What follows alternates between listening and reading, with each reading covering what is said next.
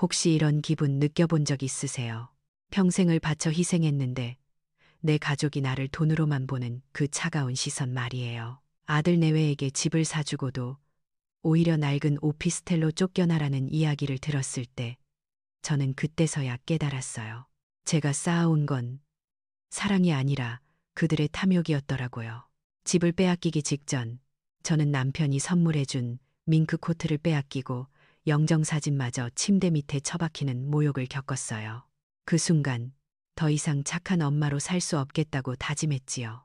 평생의 인내를 끝내고 저는 경찰을 불렀고 제 손으로 그들을 쫓아냈어요.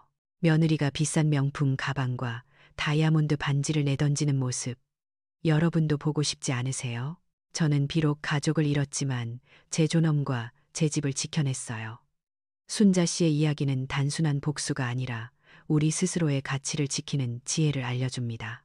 당신의 희생이 헛되지 않도록 현명한 엄마가 되는 방법을 함께 배우고 싶지 않으신가요? 구독하고 댓글로 당신의 조언을 나눠주세요. 우리 함께해요.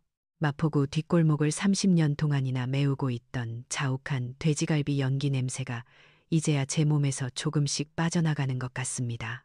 제가 운영하던 순잔에 숯불갈비가 철거되던 날, 포크레인이 낡은 간판을 무참히 부숴내리는 광경을 지켜보던 제 마음은 마치 제 살점 하나가 뜯겨나가는 것처럼 시리고 아팠지요.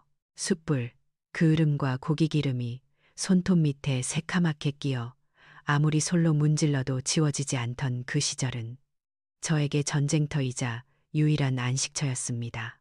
남편을 일찍 여의고 빚더미와 어린 아들 하나만 덩그러니 남았을 때 저는 그 뜨거운 불판 앞을 지키는 것 말고는 할 수 있는 게 아무것도 없었거든요. 그 매캐한 연기 속에서 제가 버틸 수 있었던 유일한 이유는 바로 제 아들 민호였습니다. 내 자식만큼은 이 지긋지긋한 기름 냄새를 맡게 하지 않겠다는 일념 하나로 저는 손등에 화상을 입어가며 고기를 뒤집고 또 뒤집었지요. 다행히 민호는 제 바람대로 반듯하게 자라주었고 남들 다 알아주는 대기업 IT 회사의 팀장이 되어주었으니 제 고생이 헛되지는 않았다는 생각에 가슴 한 구석이 뻐근해지곤 합니다. 그 아이가 말끔한 와이셔츠를 입고 출근하는 뒷모습을 볼 때마다 저는 제 인생의 성적표가 우등상을 받은 것만 같아 혼자서 눈시울을 붉히기도 했으니까요. 가게를 판 돈과 평생 먹고 싶은 것 안 먹고 입고 싶은 것 안 입으며 모은 적금을 몽땅 털어 판교에 있는 단독주택을 샀을 때 저는 이제야말로 제 인생에 따뜻한 봄날이 찾아왔다고 믿었습니다. 20억이라는 돈은 저 같은 장사치에게는 감히 상상도 할 수 없는 거금이었지만 아들의 결혼을 앞두고 무리해서라도 그 집을 산 데에는 다 그만한 계획이 있었습니다. 1층에서는 제가 소일거리 삼아 작은 정원을 가꾸며 살고 2층에서는 아들 내외가 살면 서로 사생활은 지키면서도 한 지붕 아래 오순도순 살 수 있을 거라 꿈꾸었거든요. 늙은 어미가 자식 곁에서 따뜻한 밥 한 끼 지어 먹이며 노후를 보내는 것, 그것이 제게는 남은 생의 유일한 행복이자 보상이었습니다.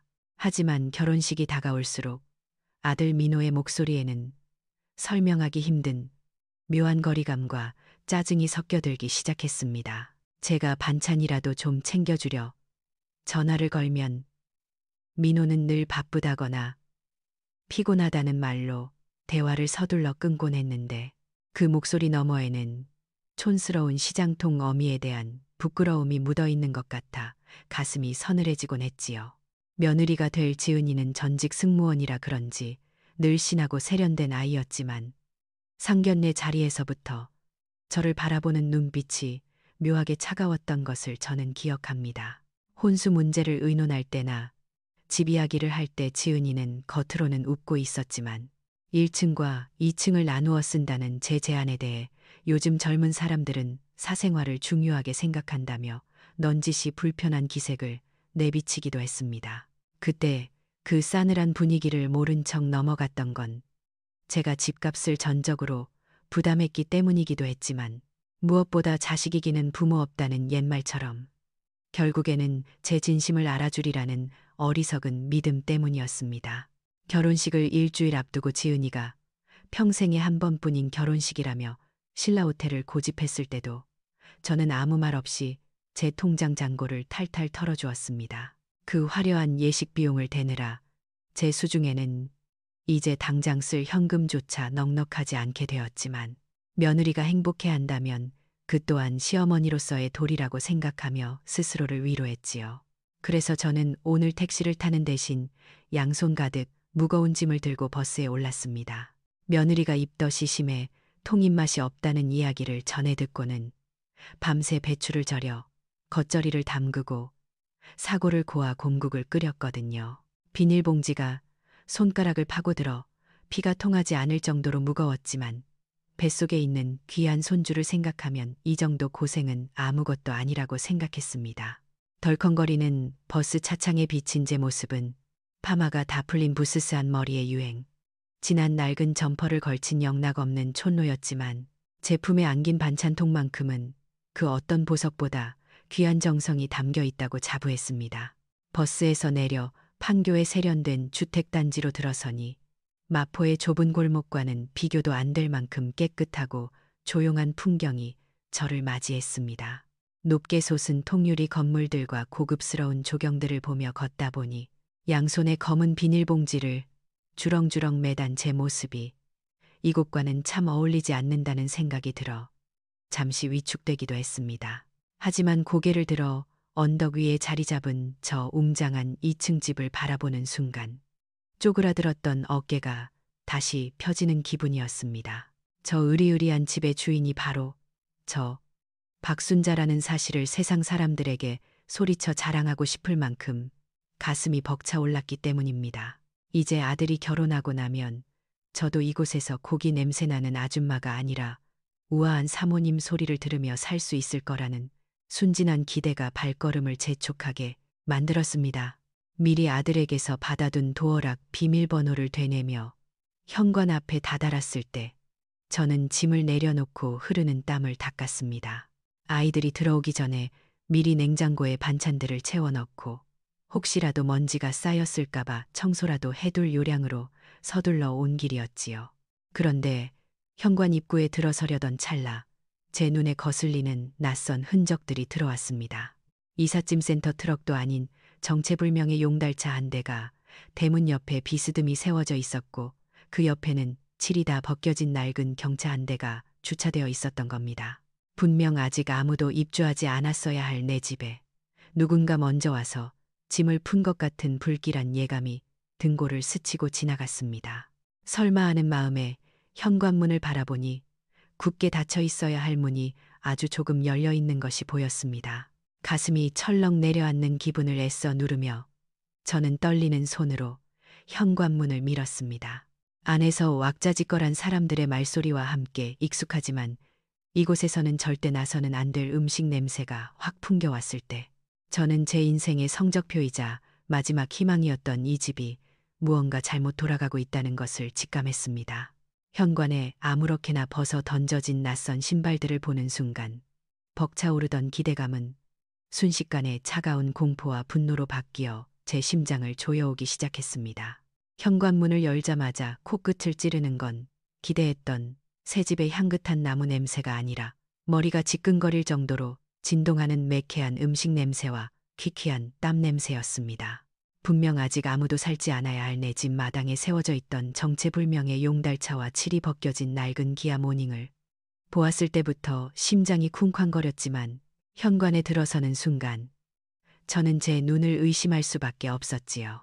현관 바닥을 가득 메우고 있는 것은 제가 평생 신어본 적도 없는 화려하고 굽 높은 구두들이었습니다. 번쩍거리는 에나멜 구두부터 시작해서 젊은 애들이나 신을 법한 한정판 운동화들이 현관 정중앙을 점령하고 있었는데 그 뻔뻔한 위용에 기가 눌려 저는 잠시 숨조차 제대로 쉴 수 없었습니다.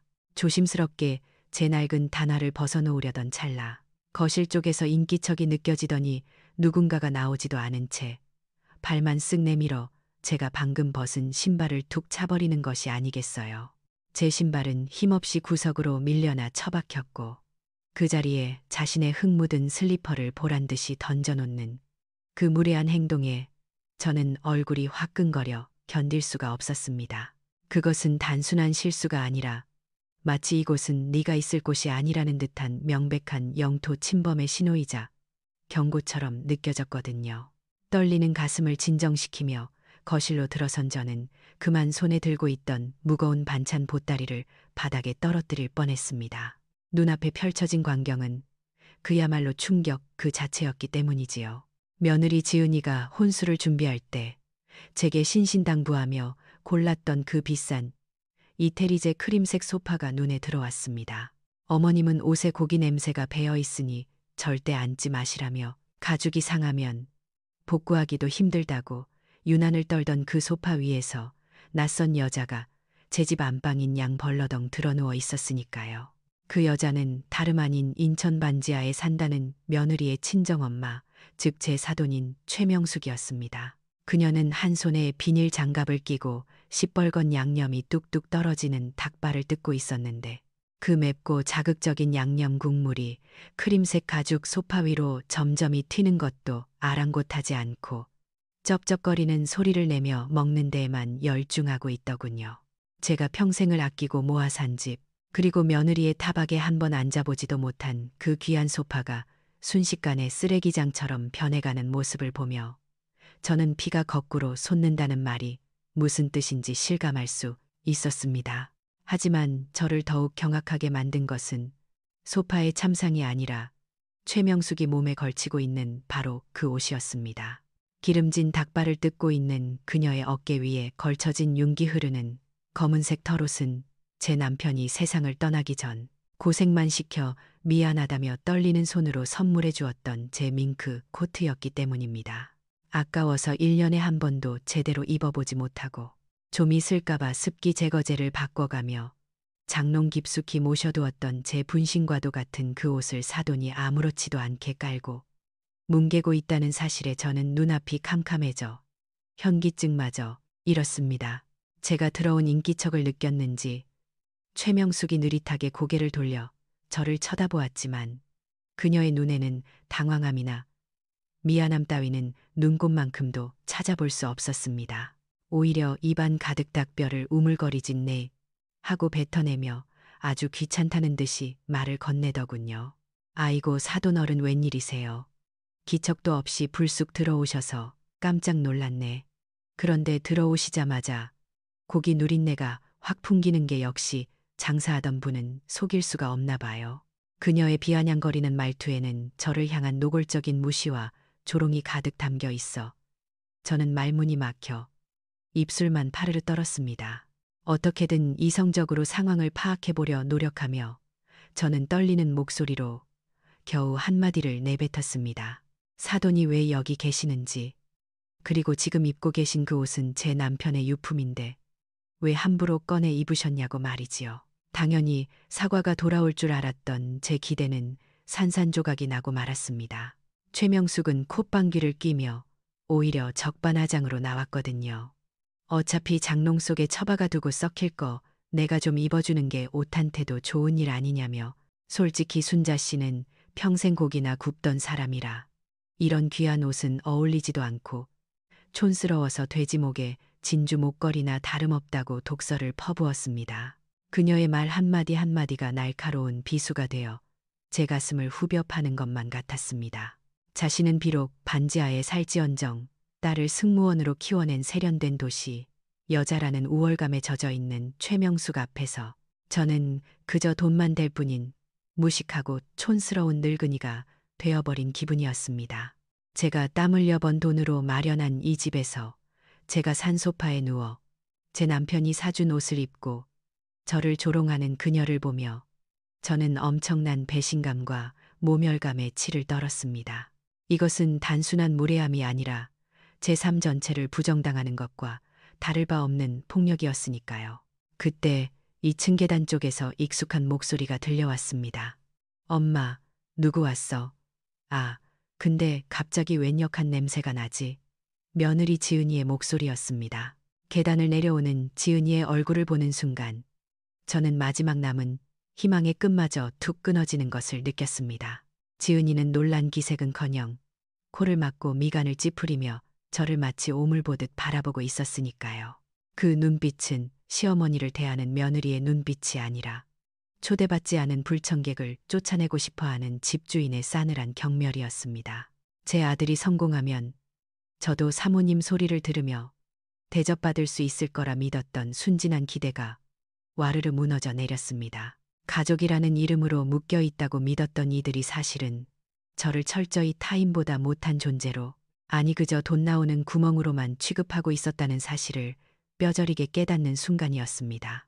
현관에 널브러진 낯선 신발들, 훼손된 소파, 모욕당한 남편의 유품, 그리고 저를 벌레 보듯 하는 두 여자의 시선 속에서 저는 제 집임에도 불구하고 철저히 고립된 이방인이 되어 서 있었습니다.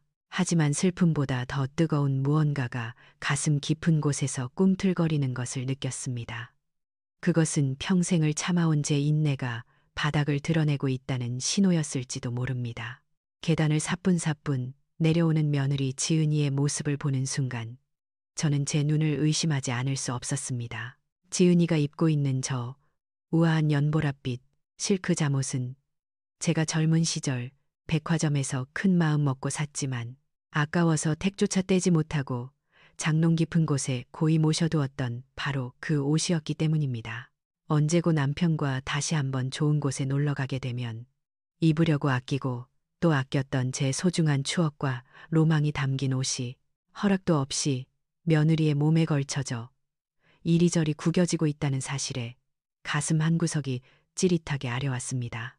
지은이는 제가 가져온 김치통과 반찬 보따리를 보더니 마치 더러운 오물이라도 본 것처럼 인상을 잔뜩 찌푸리며 코를 틀어막더군요. 어머님, 이런 건 냄새 나니까 냉장고에 넣지 마세요. 냉장고, 필터 다 망가져요.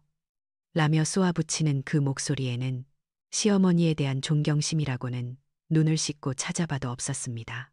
그러더니 식탁 위에 놓인 접시에서 포도알 하나를 집어 껍질째 입에 넣고 오물거리는데, 그 포도는 제가 죽은 남편 제사상에 올리려고 시장을 몇 바퀴나 돌며 가장 크고 싱싱한 것으로 골라온 비싼 샤인머스켓이었습니다.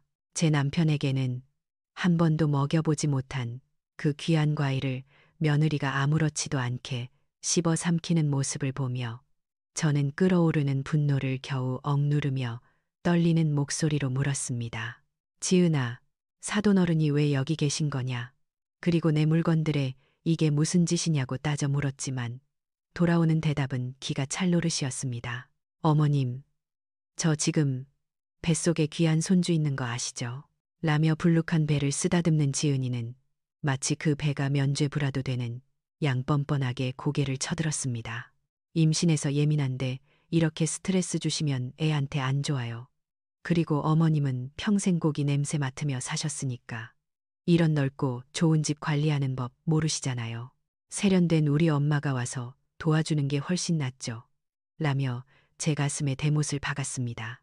친정 식구들이 들어와 사는 게 당연하다는 듯 일방적으로 통보하는 며느리의 태도에서 저는 제가 더 이상 이 집의 주인이 아니라 그저 돈만 대주는 늙은 하녀 취급을 받고 있다는 처참한 현실을 마주해야 했습니다. 기가 막혀 말이 나오지 않는 저를 뒤로하고 지은이는 엄마랑 할 얘기 있으니까 어머님은 1층 방에나 가 계세요. 라며 손을 휘휘 내저었습니다. 그 태도가 너무나 모욕적이었지만 일단 제가 노후를 보내기로 계획했던 1층 안방, 그러니까 이 집의 가장 큰 방인 마스터룸의 상태라도 확인해야겠다는 생각에 서둘러 발걸음을 옮겼습니다. 하지만 방문을 여는 순간 저는 그 자리에 얼어붙고 말았습니다. 그곳은 더 이상 제가 꿈꾸던 아늑하고 평화로운 안방이 아니라 매캐한 담배 연기가 자욱한 싸구려 PC방이나 다름없었기 때문입니다. 방 한가운데에는 며느리의 남동생이자 사돈댁의 골칫덩이인 백수이상철이 떡하니 자리를 잡고 앉아 최고급 사양으로 보이는 컴퓨터 모니터 2대를 켜놓고 정신없이 게임을 하고 있었습니다. 창문은 꽉 닫혀 있어 숨이 막힐 듯한 담배 냄새가 방 안에 진동하고 있었고, 바닥에는 피우다 버린 담배꽁초와 먹다 남은 컵라면 용기, 배달 음식 쓰레기들이 발 디딜 틈도 없이 널려 있었습니다. 제가 매일 아침 거울을 보며 단장하려고 했던 70년대 장인에게 큰 돈을 주고 맞췄던 제 소중한 짝의 화장대는 뜨거운 냄비 받침대로 전락하여 라면 국물 자국으로 얼룩져 있었습니다. 그 참혹한 광경에 숨이 턱 막혀오는데 제 눈길이 침대 머리맡으로 향했다가 그만 비명을 지르고 말았습니다. 그 자리에 있어야 할 제 남편의 영정사진이 보이지 않았기 때문입니다. 당황해서 방안을 이리저리 둘러보던 제 눈에 침대, 밑 구석 먼지, 구덩이 속에 처박혀 뒤집혀 있는 액자가 들어왔습니다. 저는 미친 사람처럼 달려가 떨리는 손으로 액자를 꺼내 들었고 먼지를 뒤집어 쓴 채 바닥을 뒹굴고 있는 남편의 얼굴을 보며 억장이 무너지는 것 같았습니다. 이게 왜 여기 있어? 제가 악을 쓰며 소리치자 게임에 열중하던 상철이가 귀찮다는 듯 헤드셋을 벗으며 심드렁하게 대꾸하더군요. 아, 그 흑백 사진요? 밤에 자다가 눈 마주치면 재수 없어서 게임 랭크 떨어지거든요. 무서워서 좀 치워뒀는데 뭐 그거 가지고 그러세요. 그의 뻔뻔한 대답에 저는 온몸에 피가 차갑게 식는 기분이었습니다. 영정사진이 치워진 그 자리에는 낯뜨거운 표지의 야한 만화책들과 상철이가 벗어던진 더러운 속옷들이 아무렇게나 널려 있어 신성해야 할 공간을 더럽히고 있었습니다. 남편이 어떤 사람이었습니까? 평생을 가족을 위해 헌신하다 병들어서도 가장의 책임을 다하려 애썼던 사람. 제가 힘들 때마다 제 손을 꼭 잡아주며 미안하다고 말했던 그 사람의 마지막 모습이 담긴 사진이었습니다.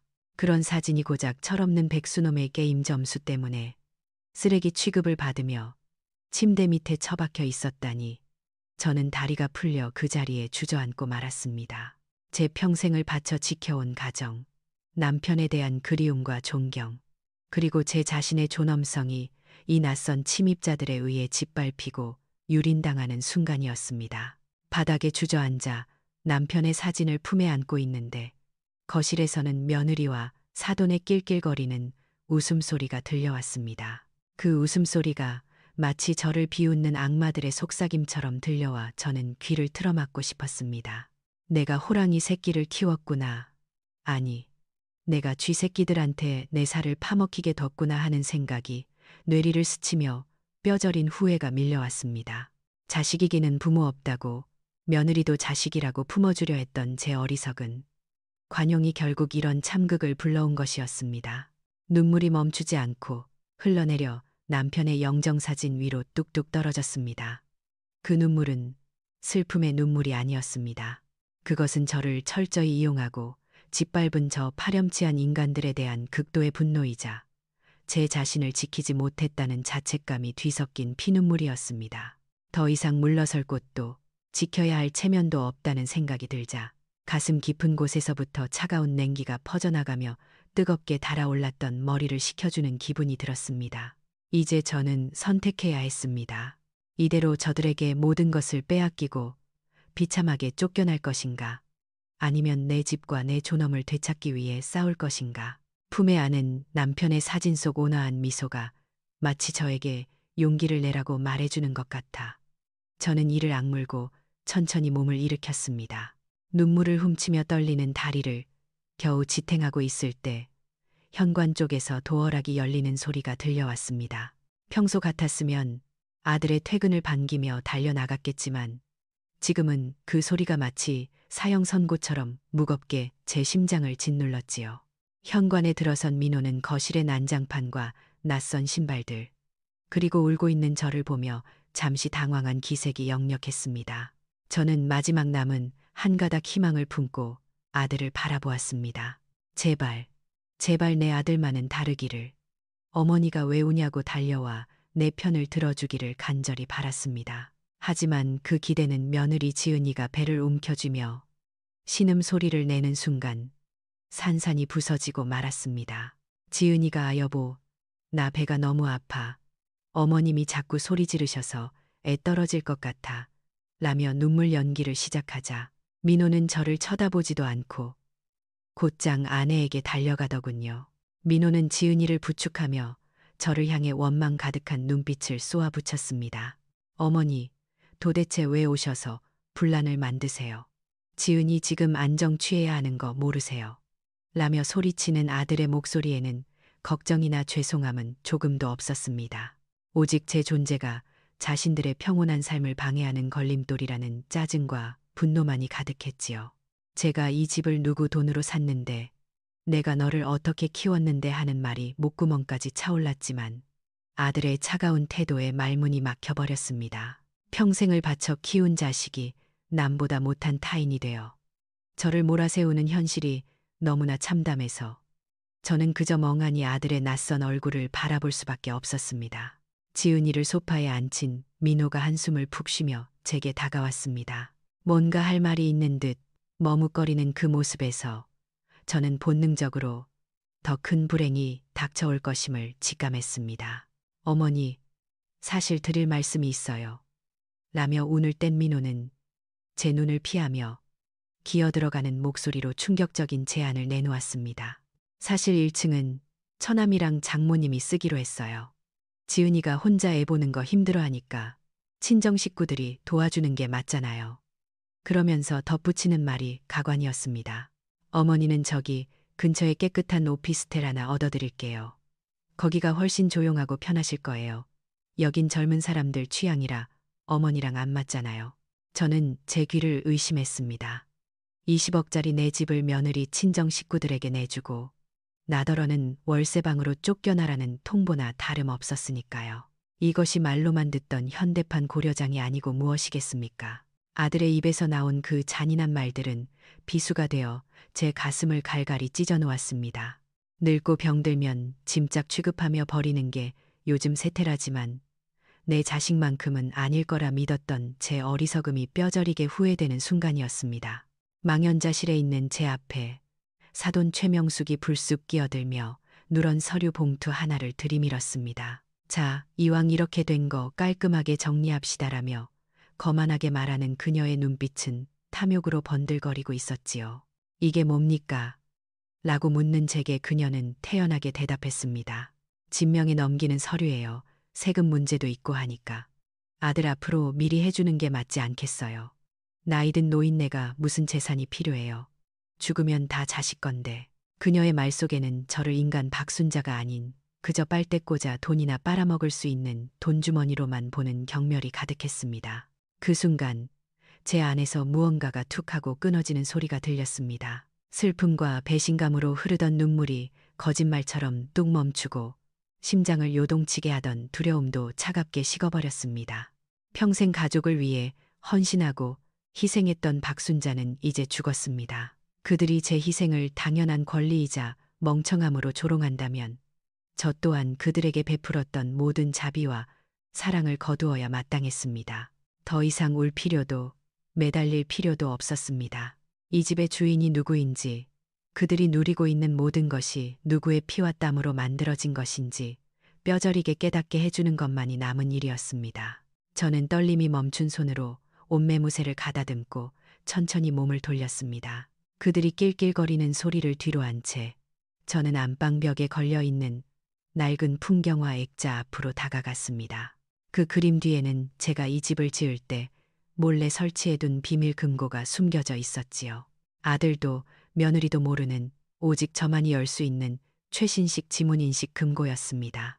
그림을 떼어내자 차가운 금속성의 금고문이 드러났고 저는 제 오른손 엄지를 인식 패드에 갖다 대었습니다. 띠리릭 하는 경쾌한 소리와 함께 금고문이 열리는 순간 제 입가에는 서늘한 미소가 번졌습니다. 금고 안에는 제가 평생을 악착같이 모아온 재산 증명서들과 이 집의 진짜 주인이 누구인지를 증명하는 등기권리증이 고스란히 들어있었습니다. 그래, 너희들이 그토록 원하는 돈과 집, 그게 진짜 누구의 것인지 똑똑히 보여주마.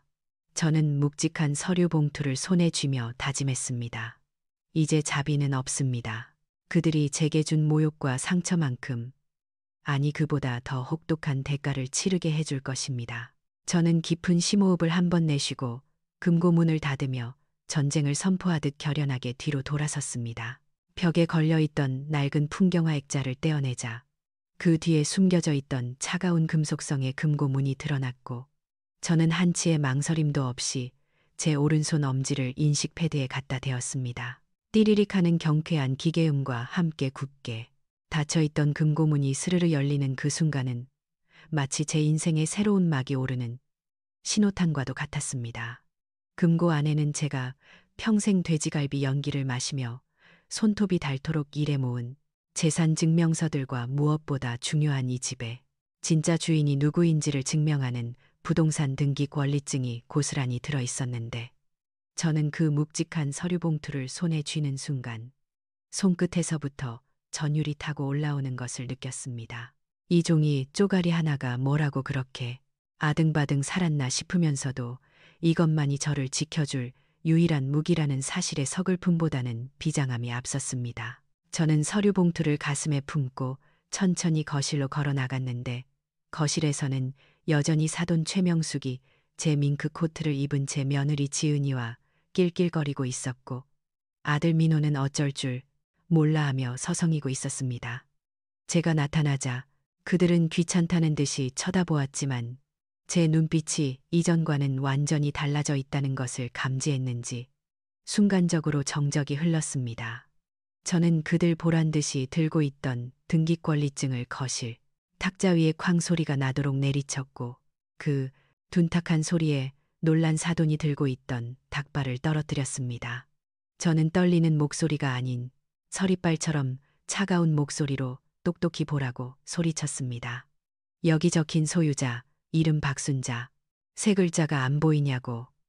이 집은 내 피와 땀이 서린 곳이고 내 청춘과 맞바꾼 내 인생 그 자체이니 단 한 평도 너희 같은 기생충들에게 내어줄 생각은 추호도 없다고 선언했습니다.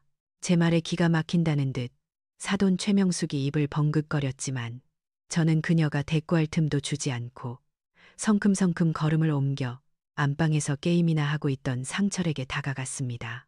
그 녀석은 거실의 소란에도 아랑곳하지 않고 헤드셋을 낀 채 모니터 화면에만 열중하고 있었는데 그 꼬락서니를 보니 제 남편의 영정사진을 침대 밑에 처박아 두고 낄낄거렸을 그 악마 같은 얼굴이 떠올라 더 이상 참을 수가 없었습니다.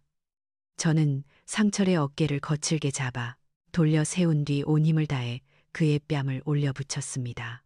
짝하는 날카로운 파열음이 방안을 가득 메웠고 느닷없이 따귀를 맞은 상철은 눈을 동그랗게 뜨고 멍하니 저를 쳐다보았습니다.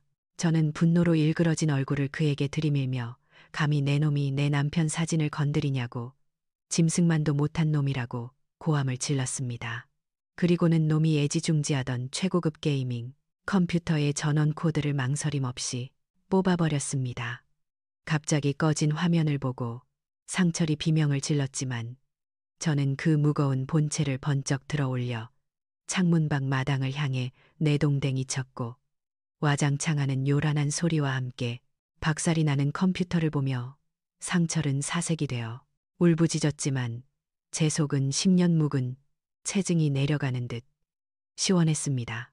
그 소란에 놀라 거실에 있던 사람들이 우르르 몰려왔고 저는 멈추지 않고 곧장 사돈 최명숙에게 다가갔습니다.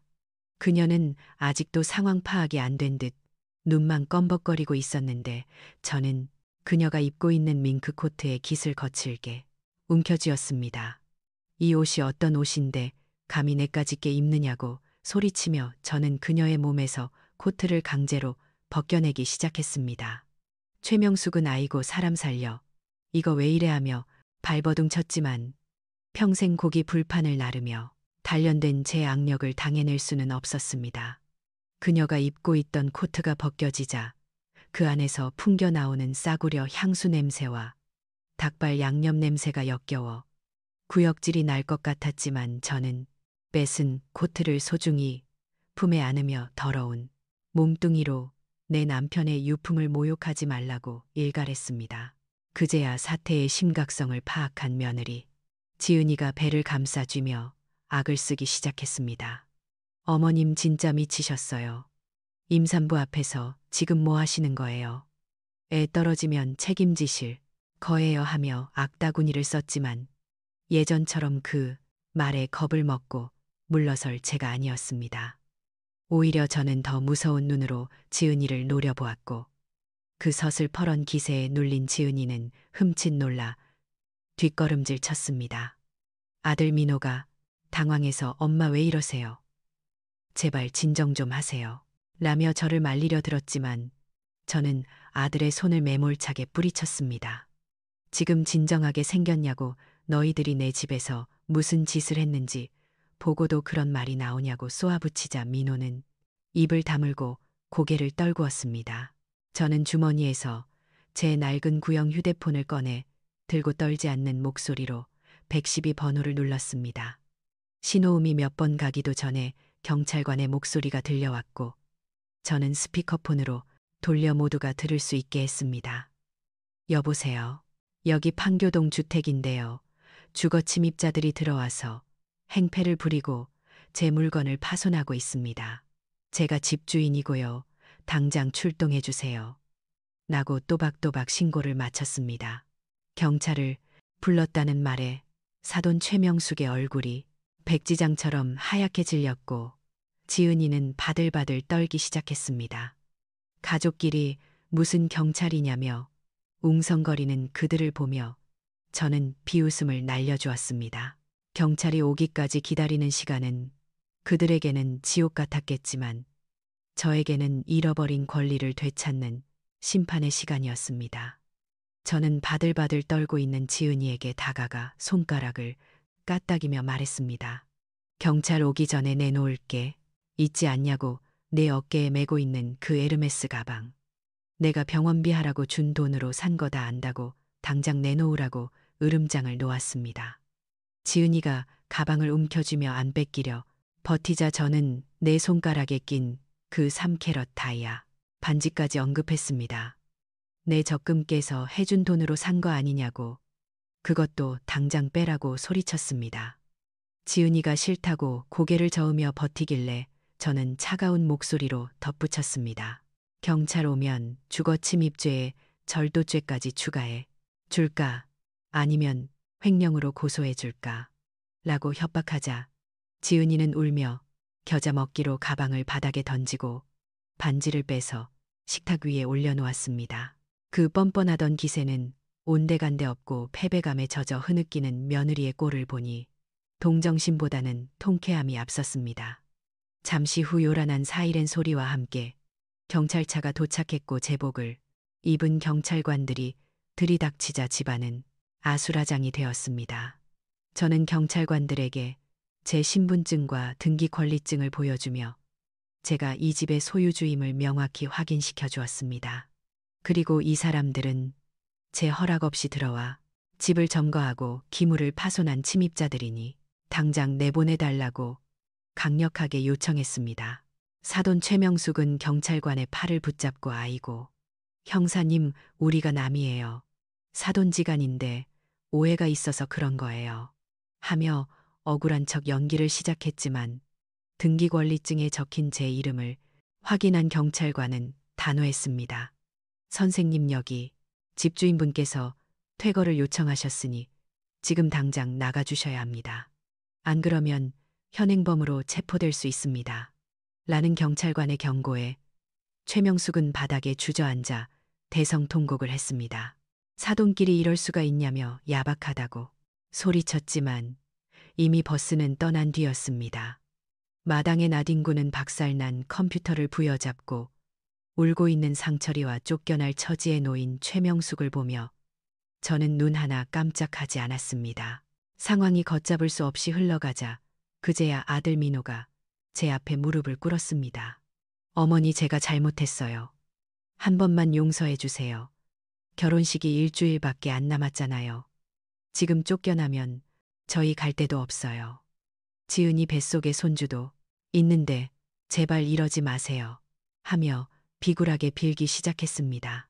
바지가랑이를 붙잡고 매달리는 아들의 모습을 내려다보는데 가슴 한구석이 욱신거렸지만 저는 이를 악물고 그 마음을 짓눌렀습니다. 지금 용서하면 평생 저들의 호구로 살다 비참하게 버려질 것이 뻔했기 때문입니다. 저는 차갑게 식은 눈으로 아들을 내려다보며 마지막 판결을 내렸습니다. 결혼식, 그것도 취소다. 내 돈으로 예약한 식장이며 신혼여행이며 내가 다 위약금 물고 취소할 테니 꿈도 꾸지 말라고 못을 박았습니다. 그리고 손가락으로 현관문을 가리키며 소리쳤습니다. 내 집에서 당장 나가, 너희 같은 거지. 근성을 가진 것들은 내 아들이고 며느리고 자격 없다. 썩거지라고 호통을 쳤습니다. 민호는 망연자실한 표정으로 저를 올려다보았지만 저는 더 이상 그 눈빛에 흔들리지 않았습니다. 경찰관들의 재촉에 그들은 짐도 제대로 챙기지 못한 채 쫓겨나듯 현관 밖으로 밀려났습니다. 최명숙은 신발도 제대로 신지 못한 채 끌려나가며 저주를 퍼부었고 지은이는 민호의 부축을 받으며 엉엉 울면서 나갔습니다. 텅 빈 거실에 덩그러니 남겨진 저는 그들이 남기고 간 흔적들을 바라보았습니다. 바닥에 떨어진 닭발뼈와 짓밟힌 소파, 그리고 그들이 벗어놓고 간 화려한 신발들이 흉물스럽게 널려 있었지만 제 마음만은 그 어느 때보다 고요하고 평화로웠습니다. 비록 가족을 잃었지만 저는 제 자신을 되찾았습니다. 평생 누군가를 위해 희생하며 살았던 껍데기뿐인 삶을 벗어던지고 오롯이 박순자라는 이름으로 이 집에 서 있다는 사실이 저를 벅차게 만들었습니다. 현관문이 닫히고 도어락이 잠기는 소리가 들려왔을 때 저는 깊은 숨을 내쉬며 제 품에 안긴 밍크 코트를 쓰다듬었습니다. 여보, 나 잘했지. 당신이 준 선물 지켰어. 그리고 내 집도 지켰어. 허공에 대고 중얼거리는 제 목소리가 조금 떨렸지만 그것은 슬픔 때문이 아니라 승리의 전율 때문이었습니다. 이제부터 진짜 제 인생이 시작되는 순간이었습니다. 현관문이 닫히고 쿵 하는 잠금 소리가 울렸을 때 저는 비로소 이 모든 전쟁이 끝났다는 것을 실감했습니다. 경찰관들의 재촉에 사돈 최명숙은 닭발 양념이 묻은 채로 끌려나가다시피 했고 며느리 지은이는 배를 움켜쥔 채 비명을 지르며 나갔지요. 아들 민호는 마지막까지 제게 눈물로 매달렸지만 저는 냉정하게 현관문을 닫았습니다. 현관문이 잠기는 소리는 단순한 기계음이 아니었습니다. 그것은 제가 30년 동안 품어왔던 아들에 대한 애정과 미련을 완벽하게 끊어내는 절연의 소리처럼 들렸거든요. 저는 곧바로 도어락 비밀번호를 변경했습니다. 띠리릭 띠리릭 새로운 번호가 입력되는 소리를 들으며 저는 그들이 떠난 텅 빈 거실에 서서 잠시 숨을 골랐습니다. 집안은 한바탕 폭풍이 휩쓸고 간 듯 난장판이 되어 있었습니다. 소파에는 붉은 닭발 양념이 얼룩져 있었고 바닥에는 담배꽁초와 쓰레기, 그리고 그들이 두고 간 값비싼 구두와 가방들이 어지럽게 널려 있었지요. 하지만 제게는 이제 이것들을 치워야 한다는 짜증보다는 더럽혀진 제 공간을 정화해야 한다는 강렬한 의무감이 앞섰습니다. 저는 먼저 깨끗한 수건에 세제를 묻혀 며느리가 더럽힌 이태리제 소파를 닦아내기 시작했습니다. 그들의 탐욕과 물에가 남긴 흔적을 깨끗이 지워내는 일은 단순한 청소가 아니라 마치 제 마음속의 앙금과 한을 씻어내는 정화의식처럼 느껴졌습니다. 바닥의 쓰레기들을 치우고 난 뒤 저는 안방으로 향했습니다. 방 안은 아직도 이상철이 피운 담배 연기가 희미하게 남아 있었지만 더 이상 저를 절망으로 빠뜨리지 못했습니다. 제가 가장 먼저 한 일은 침대 밑 구석에 처박혀 있던 남편의 영정사진을 꺼내는 것이었습니다. 먼지를 뒤집어 쓴 채 구겨져 있던 사진을 품에 안자 저도 모르게 눈물이 다시 터져 나왔지요. 미안함과 그리움에 떨리는 손으로 저는 사진 속 남편의 얼굴을 수건으로 아주 조심스럽고 정성스럽게 닦아냈습니다. 영감, 내가 당신 사진을 지키지 못했어.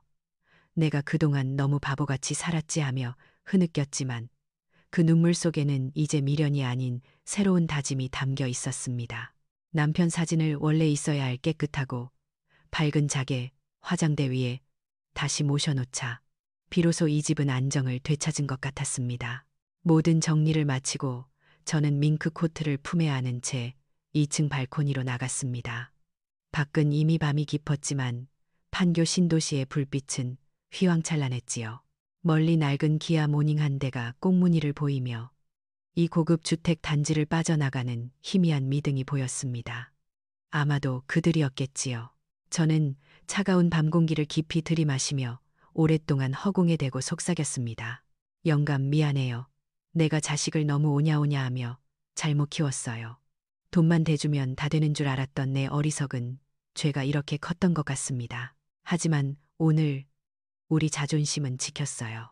저는 발코니 난간에 기대어 아래를 내려다보았습니다.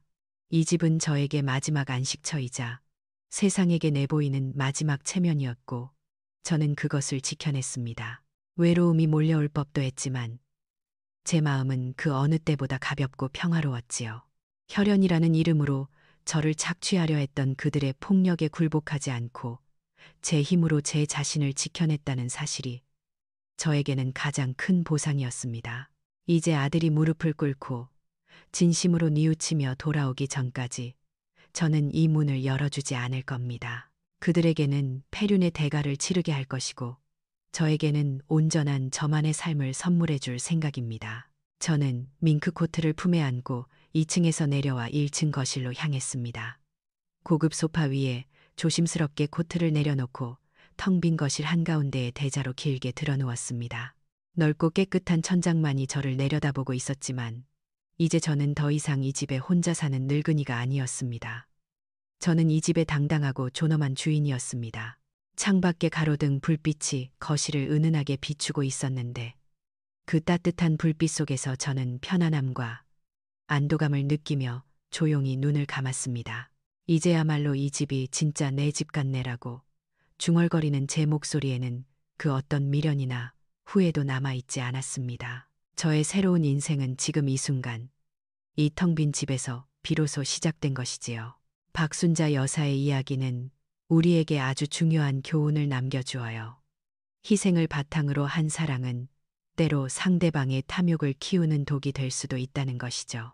진정한 존중은 희생이 아니라 스스로의 가치를 지키는 단호함에서 나옵니다. 자기 자신을 지킬 수 있는 경제적 독립과 지혜로운 전략만이 관계의 건강한 주도권을 찾게 해준다는 것을 순자 씨는 보여주었어요.